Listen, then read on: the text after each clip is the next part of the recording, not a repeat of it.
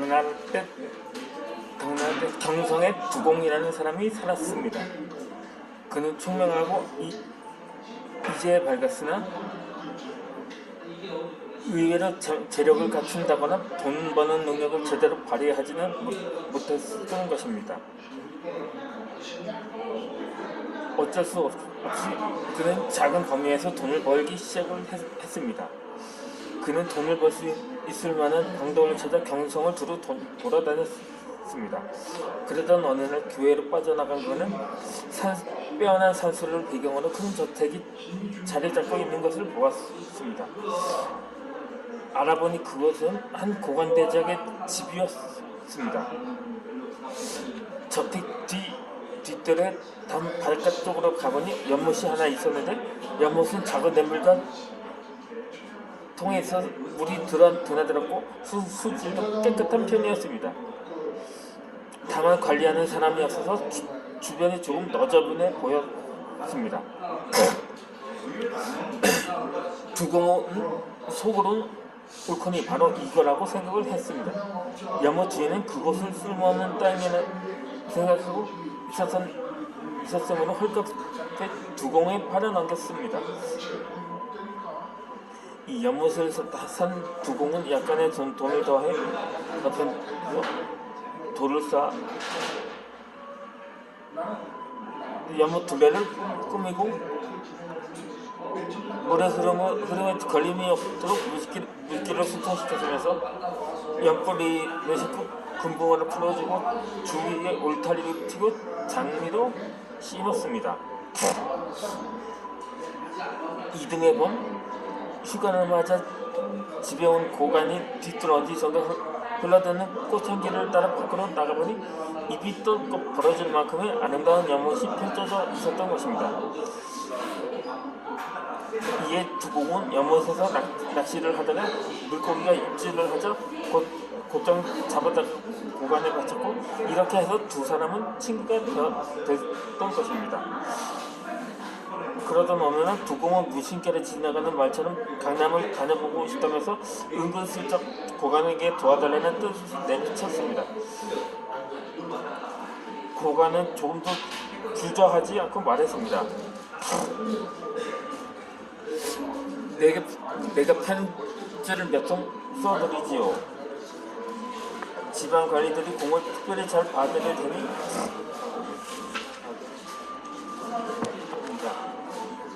그러면서 말하자 두공은 이 편지들을 가지고 여러 지방을 돌아다니면서 관보의 든든한 뒷받침에 힘입어 헐값에 물건을 사서 고가에 팔았고 그렇게 해서 불과 몇 년 안에 큰 돈을 벌 수 있게 되었던 것입니다.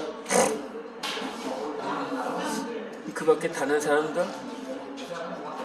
사람에게 도움을 청하는 과정 또한 원칙과 순서를 따라서 점진적으로 일어나가야 합니다.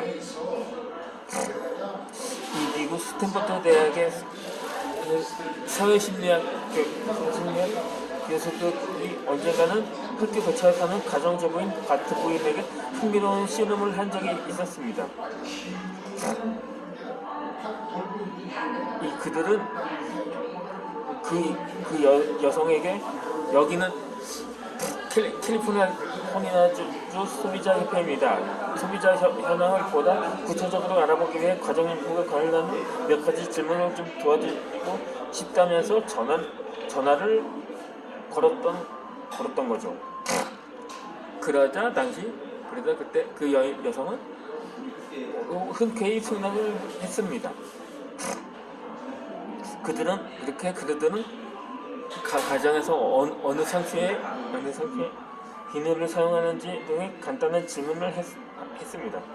물론 이 전화는 바트 부인에게만 한 것은 아니었습니다. 며칠 후 그들은 또다시 전화를 걸었습니다.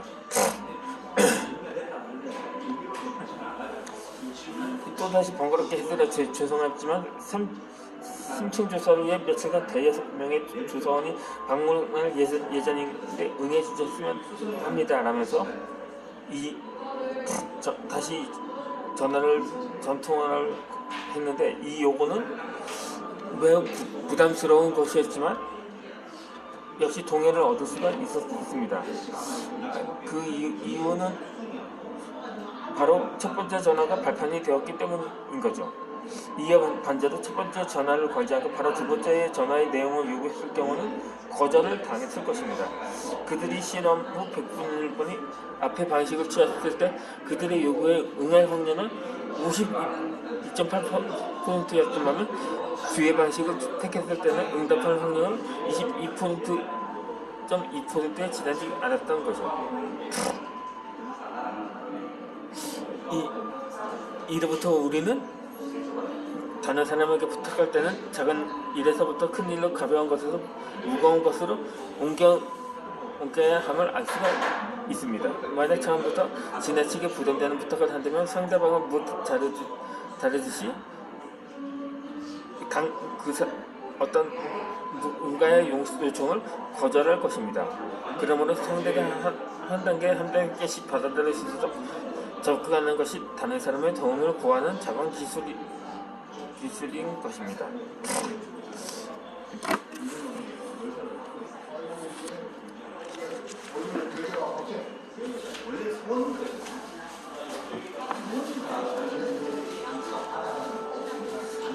저는 선물을 받았던 적이 있었습니다.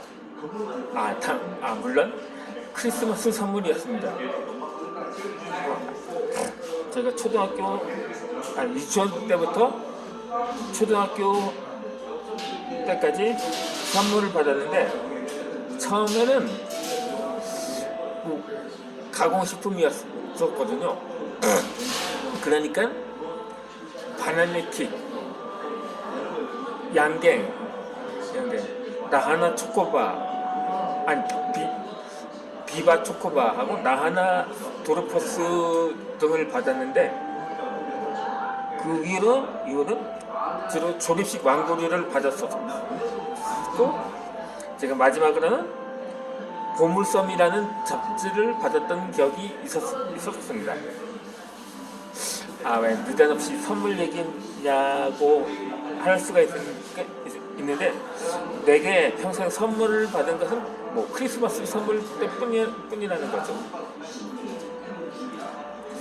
그러니까 제가 대인관계가 넓지는 못했습니다. 물론 지금도 그냥 괜히 유튜브 영상을 찍는데도 마치 원맨쇼 하는 것 같고 그런 기분이 들더라고요. 사실 이 선물은 하나의 성의를 표시하는 것이 됩니다. 따라서 선물은 대인관계에서 소홀히 할 수 없는 예의지만 상대방이 선물을 거절하거나 완곡하게 사용하는 상황도 발생할 수가 있습니다. 그렇다면 어떤 선물을 어떻게 주는 것이 적절하고 사리에 맞을까요? 선물을 주는 때도 전략이 필요하다는 것입니다.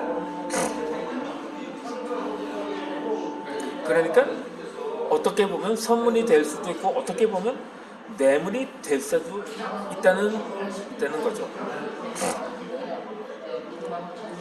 장시간 이 대인관계를 유지해 나가다 보면 선물을 주고받아야 할 경우는 적지 않게 생길 것입니다. 명절이라든가 출산, 결혼, 생일, 개업, 이사 등과 같은 기념일이나 감사의 표시, 도움 요청 등등의 다양한 상황에서 선물을 빠질 수가 없습니다.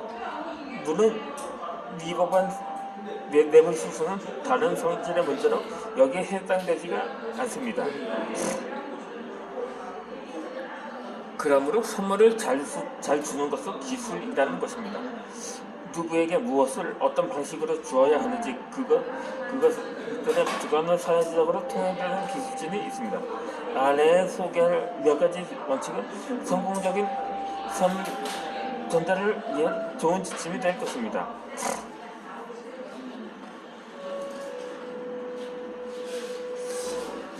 일반적으로 선물이 지나치게 가벼우면 성의가 부족해 보이거나 상대를 소홀히 생각한다는 오해를 살 수가 있습니다. 특히 친분이 두터운 사이가 아닐 경우 더욱 그러하다는 거죠.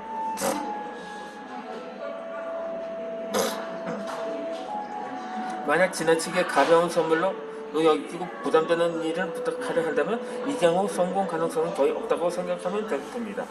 그러나 지나치게 값이 비싼 선물 역시 많은 사람 입장에선 뇌물을 먹는 듯한 느낌을 가질 수가 있으므로 특히 상사나 동료에게 선물할 때는 특별히 주의를 기울여야 할 필요가 있다는 것입니다. 이속 차리기 좋아하는 사람이나 담이 유발하게 큰 소수를 제외한 대다수의 사람들은 부담스러운 선물을 사양할 것이고 간혹 선물을 받더라도 돈을 지불하거나 나중에 애라도 선물을 전매하고자 할 것입니다. 이는 결국 상대방의 소비를 강요하는 것이나 마찬가지입니다. 만약 상대방이 선물을 받지 않는다면 주는 사람의 입장에서 볼 때 돈은 이미 써버렸고 물건은 자기가 가져봤다 별 쓸모도 없을 테니 헛돈 쓰고 고치거리만 나는 셈이라는 거죠.